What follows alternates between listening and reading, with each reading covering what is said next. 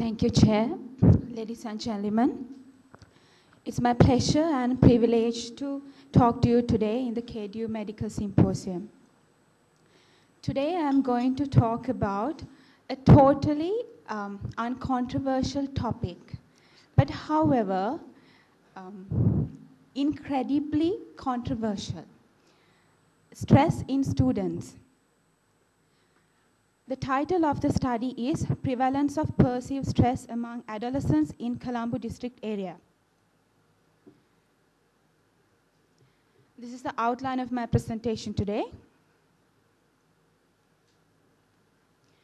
Life of students is interesting and exciting, but just as every path has a puddle and every rose has a thorn, it can also be very pressurized and stressful. The stress in students is a universal concept, but however, in developing countries, we see high statistics and high reporting of stress.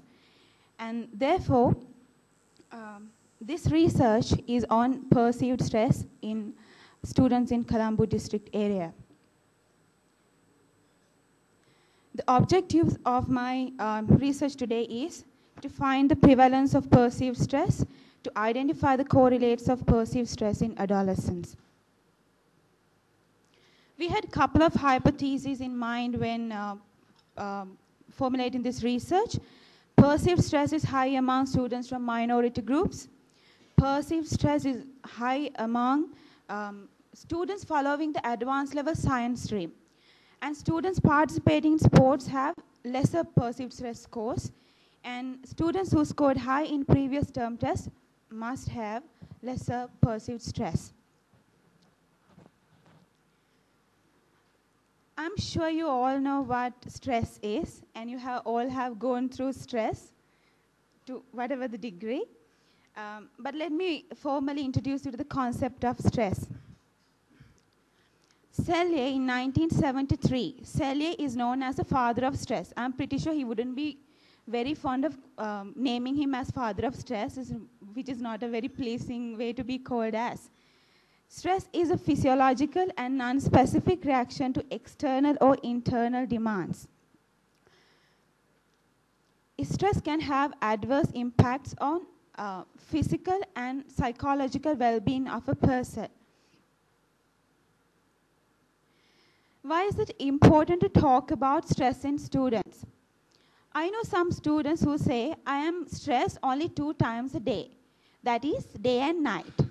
Not to mention, I was one of those students.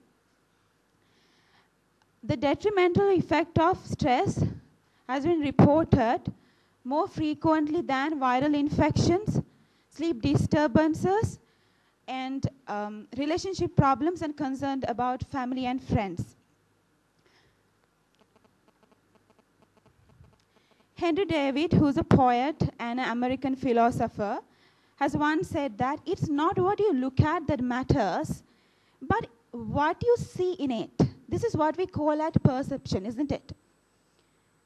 Perception has a critical importance when it comes to stress. Perceived stress stands for degree to which situations in one's life are appraised as stressful. Lazarus, a famous psychologist, once said that it's not the properties or the characteristics of stress that matters, but your interpretation about it. At the same time, your emotional reaction towards it. Research have found out that high levels of perceived stress can have physical symptoms, psychological distress, emotional exhaustion, and burnout in students. Let me briefly get you through the methodology of my research. This was carried out in Colombo district area because it harbors the highest student-going population in Sri Lanka, around 350,000 students. They study in over 400 schools. The sampling frame was observed from Colombo, as I said, is a part of tobacco and illicit substance surveillance study. The sample size was massive, 6,000. And the students were from grade 10 and 12. We actually wanted to get grade 10, 11, 12 and 13, but respectively grade 11 students ordinary level examinations and grade 13 students were about to face A-level examinations, so we couldn't recruit them. Sampling strategy was stratified random sampling. The population were divided into different stratas. From each strata, a portion was taken, and this portion altogether made the sample population. The data collection was by means of a classroom survey. When designing the survey instrument, we had a big issue and big concern. That was, I mentioned you earlier that this was done as a part of the surveillance study on tobacco and illicit substances. So now we did not want the students to get any knowledge or information about the substance abuse behaviors and illicit substances through this survey instrument. This was one of the major concerns of Ministry of Higher Education in giving the permission to conduct this study as well.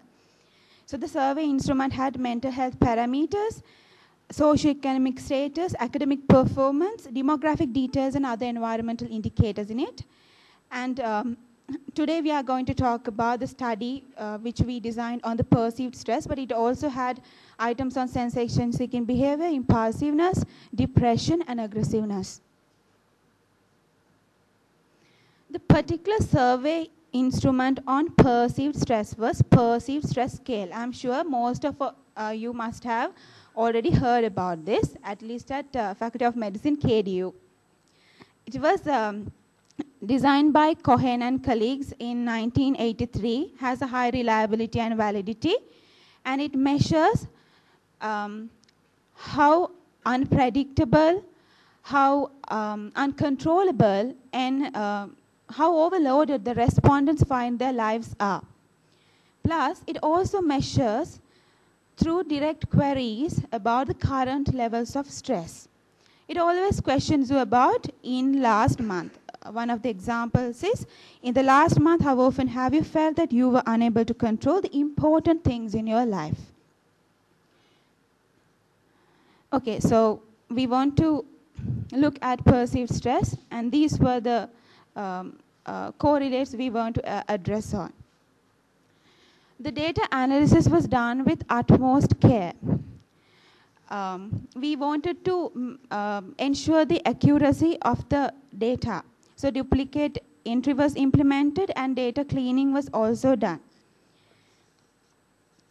Chi-square test was used to compare the prevalence between different categorical variables, and univariate and multivariate logistic and linear regression analysis was carried out to assess the correlates of perceived stress. Ladies and gentlemen, proof of the pudding is in its cooking. So let's go through the results of the study. The response rate was really high, 94%, and males responded better.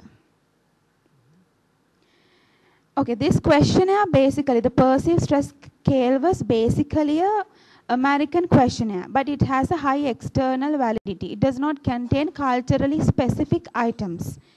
So the standard average American perceived score was from 13 to 14, that was the range, and we got the mid value at 13.5. The perceived stress score of the sample population was 15.29, which was significantly higher than standard average perceived stress. These are some other findings. Perceived stress did not show an association with the gender. So now females cannot complain, we are more stressed, and male cannot complain, we are more stressed. When compared to Sinhalese, the minority groups, the Tamils, Burghers, and Muslim ethnicities, they had a higher level of perceived stress. A-level students coming from commerce and art streams, and the grade 10 students had similar perceived stress scores. And it was higher than the A-level science stream, actually. Students' participation in sports did not have any significant effect on perceived stress. Students who had 60 to 69 and lower than 59 marks had higher stress levels than the students who scored more than 90 in the previous term examinations. Let me go through the conclusion of the study. As I mentioned, we had a couple of hypotheses at the beginning of the study. It proves the first two hypotheses. Perceived stress is high among students from minority groups. Students who scored high in previous term test have lesser perceived stress. Students participating in sports have no significant difference in perceived stress, which is also a point to ponder.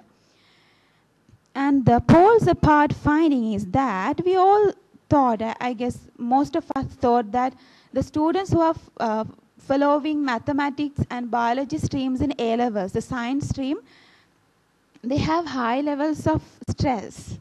But the research came out in such a way that they have lesser perceived stress scores than the rest of the students.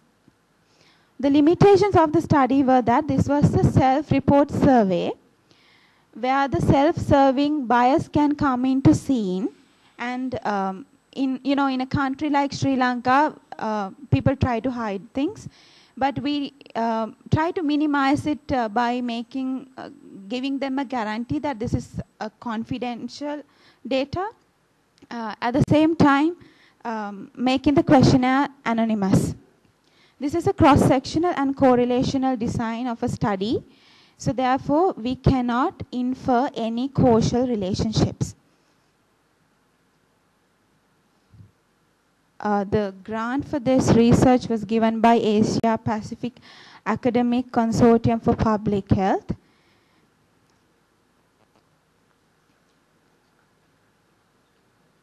Concluding my presentation, I would like to bring you about saying by Hans Selye once again. He said that every stress leaves an indelible scar, and the organisms pay for its survival after a stress situation by becoming a little older. So stop stressing and enjoy your day. Thank you very much.